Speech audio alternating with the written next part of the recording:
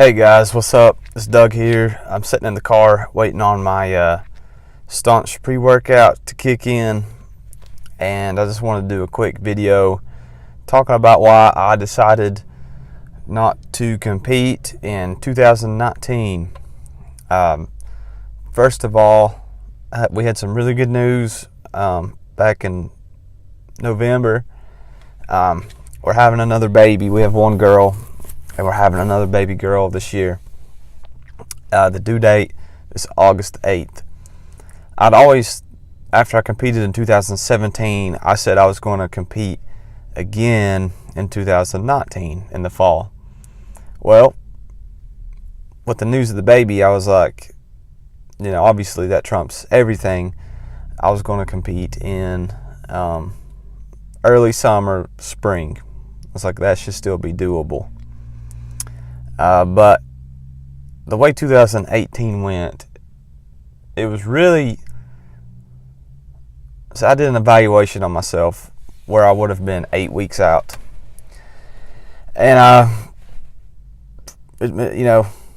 kind of knew this, but it made me really realize 2018 was a terrible training year for me.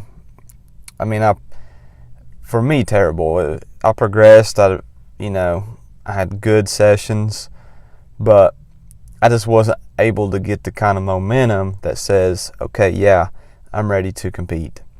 Competing should be something you do because your body is ready and you're like, oh yeah, I'm ready to get on stage. And your first competition, maybe it's not that way. You might have to work a little harder to get that lean to step on stage in a physique or a bodybuilding show. Certainly I did. We all underestimate how lean we are and underestimate how hard it is to get into competition shape. And so your first show, you just kind of test the waters and see how you do, and people either like, I'm never doing that again, or you fall in love with it and you want to do it again at some point. And for me, I definitely enjoyed competing and I want to compete again. But I want to compete because it's a natural step, because it feels like I've had the good off season that I can reward my look and my shape with stepping on stage, and it'll be an improvement from my last show. In 2018, I had a rotator cuff injury right after my last show. And I took a whole 2.5 months off of upper body, and I trained lower body only with like leg press, leg extensions, leg curls, calf raises, and abs. And I started doing my banded stuff for rotator cuff, and then when I went back to legs, I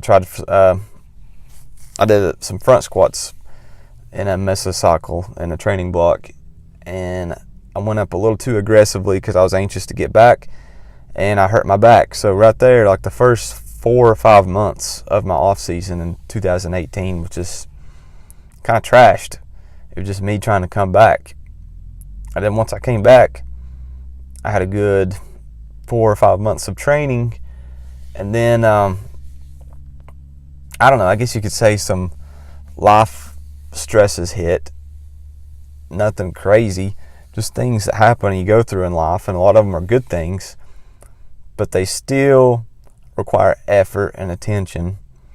One of the things I'm talking about is we sold our house and we moved to another house.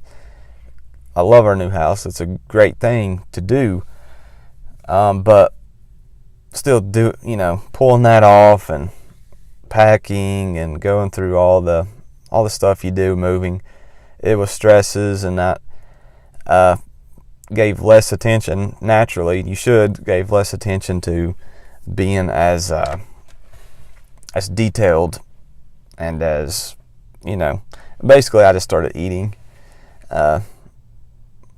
more cheat meals, more or less, and that affected how lean I was, obviously. And I'm just at a point where right now I'm more excited about lean bulking. at 8 weeks out, like I said, I did an evaluation of myself. I was going to compete on April 20th. And at 8 weeks out, I was like, you know what? It ain't there. This is not it. Here's a side-by-side comparison of my 2016 physique at 8 weeks out and my 2019 physique. And then here's a 2017 8 weeks out versus my 2019 8 weeks out. And I think both of those years were better. So I'm definitely going to take, I have no timetable of when I'm stepping on stage. I'm just lean bulking, and I'm going to do mini cuts. I'm going to start really incorporating mini cuts. I've always done like one a year, but I'm going to start doing, it depends, anywhere from every 10 to 16 weeks, doing a 2 to 3 to 4 week mini cut afterwards, just to kind of clean up and keep myself closer to the stage weight. So when I do decide to compete, and when I do feel like I've kind of earned the right to say my physique is better, I'm ready to step on stage. It'll truly be better, and it won't take much effort in comparison to what I was about to have to do in order to get on stage. I'm just trying to really honestly keep the 40s and 50s bodybuilder look year round. And I could do like a 6-week cut, go through what we call a primer phase, just kind of on maintenance calories, maintenance training volume, and then maybe one last little leg 10 or 12 week cut, which you typically hear with bodybuilding, but it really wouldn't be anything too intense. And then after that, I could easily just be ready for the stage. So I think my pre-workout is definitely starting to kick in. I'm gonna go hit this full body old school Reg Park workout. Competing, the moral of this story, competing something you do because it makes sense to do it. It's like, yeah, my physique's good enough. My physique for you is good enough, There is Dorian Yates good. There is, Joe Schmo good. And I'm not one of these people that shames people for getting on stage. If you want to get on stage